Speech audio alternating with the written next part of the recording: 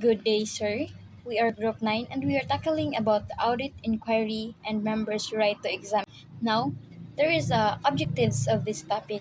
First is to identify, differentiate, and implement the law's requirements regarding books to be kept by cooperatives. Second, to maintain the co-op's books of accounts and registers under a regime of transparency. Third, to recognize the requirements regarding audited financial statements. Fourth, to understand the meaning and effects of an external auditor's report. Fifth is to recognize the typographical lapses in the printing of the code. I am Apple Jane Kalang Orongan, a first reporter. So my topic is all about Article 80 Annual Audit. Cooperatives registered under this code shall be subject to an annual financial performance and social audit. The financial audit shall be conducted by an external auditor who satisfies all of the following qualifications. First, he is independent of the cooperative or any of its subsidiary that he is auditing. And second, he is a member in good standing of the Philippine Institute of Certified Public Accountants, PICPA, and is accredited by both the board and accountancy and the authority. A financial audit is a thorough, detailed examination of the company's financial statements and accounts. The cooperative must conduct always the annual audit to know if the cooperative is in good condition or not. By that, financial audit must be conducted by an external auditor who is a certified public accountant, like for example, Sir Nelmart Von Ronquillo, who is a certified public accountant who conducted the financial statement in our university or even the salaries of the faculty members. Also, he is the one who conducted teaching accounting methods since he is a certified public accountant. That's like in cooperative. In annual auditing, it must conducted by a certified public accountant to know the working progress of the cooperative. Thank you. So, hello everyone, especially to you, sir. Hello, good day. So, let's proceed to my topic now. My topic is about Article 81 Audit Report. The external auditor submits to the audit committee a report of the examination conducted on the books of accounts of the audit cooperative or of the audit conducted. So, ang auditor ko no, mao ni siya ang mag-check sa tanang financial papers sa cooperative. And then, pag humaniyag check sa tanang financial papers sa cooperative, i-report dayon niya sa audit committee, no, by looking and ensuring nga ang record sa kwarta is sakto and then accurate. The report contains an opinion of the auditor which may be in any of the following tenor. Una is unqualified opinions. Suggest the financial statements accurately represent the cooperative's financial position. So, unqualified opinions, it means if everything is in order, ang record sa kwarta is accurate, no? Or lagi, no? Good opinions siya. Kaduha is qualified opinions. Suggest the statements deviate from generally accepted accounting principles, warning the board of directors to implement corrective policies. So, warning the board of directors, no? Because of the so warning of board of directors, no? Qualified opinions, what was about ani, there are few mistakes na ay mga sayop, no, kung giunsa pag record nay mga sayop, no, sa mga record sa kwarta dahil, no, nay mga sayop sa mga record sa kwarta nga kinahanglan siya kinahanglan siya fix. Katulo is adverse opinions. Adverse opinions suggest the statements do not conform to accounting principles. So, adverse opinions, if na ay problema or seryoso nga issue nga seryoso nga issue kung giunsa pag-handle sa kwarta. giunsa pag-handle sa kwarta or giunsa pag-record. Ikaupat, the auditor disclaimer opinion indicates that they do not wish to provide an opinion on the fairness of the financial statements. So, dili sila maka-decide if ang record sa kwarta is sakto or accurate. In short, wala sila opinion. The report will include the following. So, una is statement of asset and liabilities of the cooperative nga gitawag og balance sheet. Kaduha, earnings, expenses, and net surplus nga gitawag og profit and loss statement or income statement. Katulo is report on losses and bad debts. So, sa audit report ko dapat nakabutang dito ang mga balance sheet, profit and loss statement, and report on losses, providing a snapshot of finances, earnings, expenses, and potential future debt concern. After receiving the external auditor's report, the audit committee must provide the board of directors with the external auditor's report, which they must then present to the general membership during the general assembly. So, after kuno sa report, after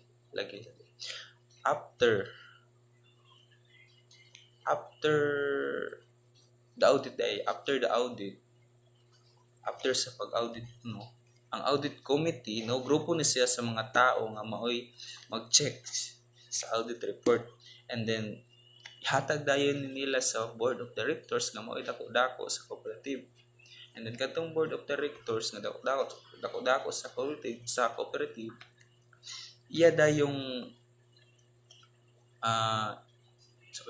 iya dayong i-announce mag-announce dayon siya sa iyahang members about sa audit report during sa big meeting nga gitawag og general assembly. So sa pinaagi ani nga proseso, ang tanang membro sa cooperative makabalo sila kung giunsa pag-handle sa kwarta ug pag-manage, and kung naay kanang mga mga issue nga dapat tutukan. So moro to kong part sa Article 81. Good day everyone, especially to you sir. Good day, my name is Kemuel de Montes. This is my report and my topic is Article 82, non-liability for defamation.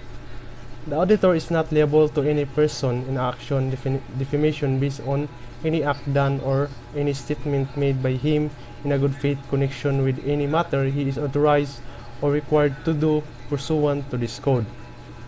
This means that if an auditor performs their duties in a good faith according to the code of ethics, they cannot be held liable for defamation.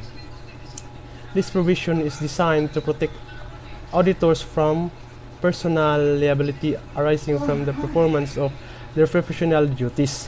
Okay, ibig sabihin, kung ang isang auditor ay ginagawa ng tama at tapat ang kanilang trabaho, hindi sila maaaring idemanda ng libelo or ng defamation. Ang probisyong ito ay disenyo upang hikayatin ang mga auditor na gampanan ang kanilang mga tungkulin nang walang takot sa mga legal na kaparusahan basta't sila ay kumilos ng may mabuting hangarin at sumusunod sila sa kung ano ang nasa code. At yun lang, at maraming salamat. Sana may natutunan kayo. Thank you. Good day everyone, especially to you sir, good day. My topic is about Article 83, right to examine. So, a member shall have the right to examine our records required to be kept by the cooperative under Article 52 of this code during reasonable hours on business days, and he may demand in writing for a copy of excerpts from said records without charge except the cost of production. So, it means na they grant sa members sa isang cooperative nga imo examine or ilahang ilahang gitagaan og katubod ang mga members sa isa ka cooperative nga ilahang ma-examine or ilahang matanaw ang ilahang record in the cooperative. So, under ni siya sa Article 52. And during reasonable hours, rapod nimo ni siya mabuhat kanang kung kuan kanang ting trabaho ra pwede nimo siya na request. Also, you can demand or you can request, you can send a request letter na pwede nimo siya, kung pwede ba nimo kung ano kanang matanaw ang imong record. Example is kanang isa ko ka member sa cooperative farmer, and kanang I am curious about kanang unsaon nila pag-manage, unsaon nila pag kuan kanang paggamit ilang mga funds. So ako nga isa ka member na curious about that is I can pwede na ako siya kuan sa cooperative na pwede ko mag-request sa cooperative na ako siyang tanawon or akong record kung di unsa na nila paggamit, di ba? Na ako'y katungod as a member na ako nang i-examine, ako nang tanawon kay tungkol sa mga curiosity, and I'm a part of cooperative, for example lang. So, ano siya? These records typically include financial statements, meeting minutes, and other important documents related to the cooperative operations. So, ano siya nga? So, under the Cooperative Code and Article 51, natin mga article nga this means nga kaning nag-allow sa ato ang pwede gyud nato siya ma-examine ang mga records nga ato ang nasa cooperative. So, Article 84 allows cooperative members to examine required records. So, mo to siya nag-allow siya sa cooperative members members sa cooperative, allow siya pwede nila ma-examine ang required records.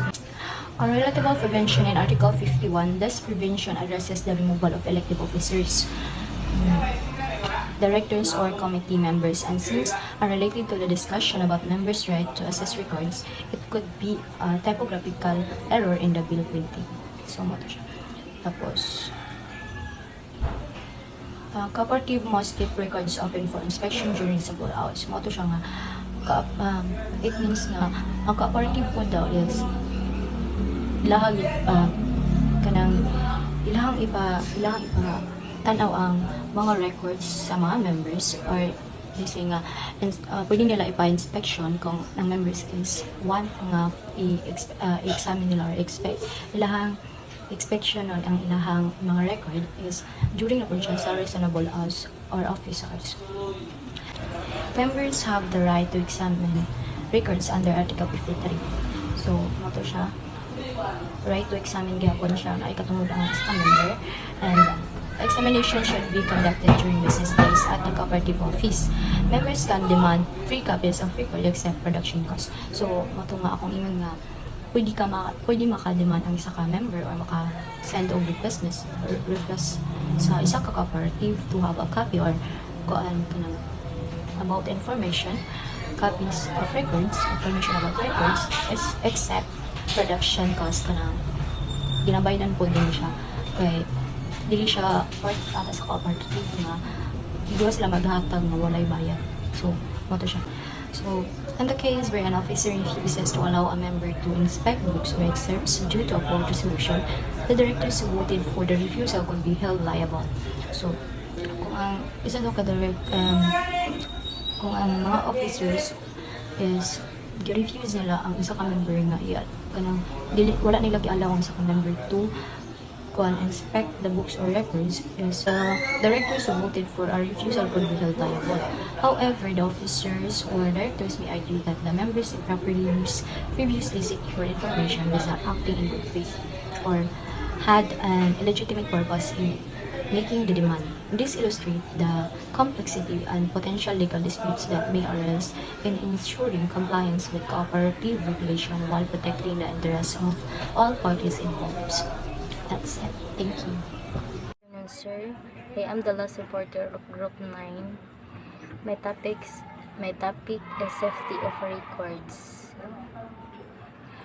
Every cooperative shall at its principal office keep and carefully the records required by this code to be prepared and maintained. It shall take all necessary precaution to prevent its loss, destruction, or falsification. Safety records is to prevention pertains to the requirements for cooperatives to maintain and safeguard their records as mandated by the code. Cooperatives are obligated to keep and protect the necessary records therein always. The purpose of this mandate is to ensure integrity and accuracy of the cooperative's documentation. So importante gud sa ilang nga dapat jud ma-safety of records ang ilahang pag auto keep and carefully of records. Summary: an external editor, a licensed certified public accountant, checks or cooperative books of account to assure the adhere to generally accepted to accounting principles. GAAP, they do not guarantee the accuracy of the entries, but one they confirm GAAP's consistency. They can conclude that the financial statements currently represent of cooperatives' financial position. Members can examine the books during regular business hours, and the cooperative must prevent records destruction or loss. Have an issued licensed public accountant certificate to ensure compliance with their generally accepted accounting principle, that they do not count the accuracy of entries, but when they confirm the GAAP is, they can complete the financial stewards in the cooperative can check the financial member during regular business hours. Shall cooperative prevent and destruction and loss of records. So may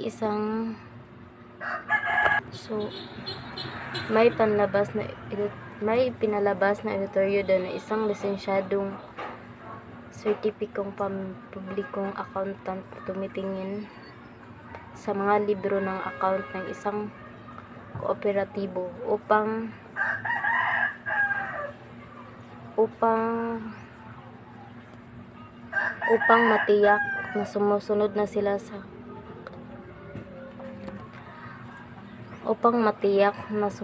sila sa mga karaniwang tinatanggap ng prinsipyo na hindi nila binibilang katumpakan ng mga entries, ngunit isang kinumpirma nila ang pagkapari-pareho ng GAAP.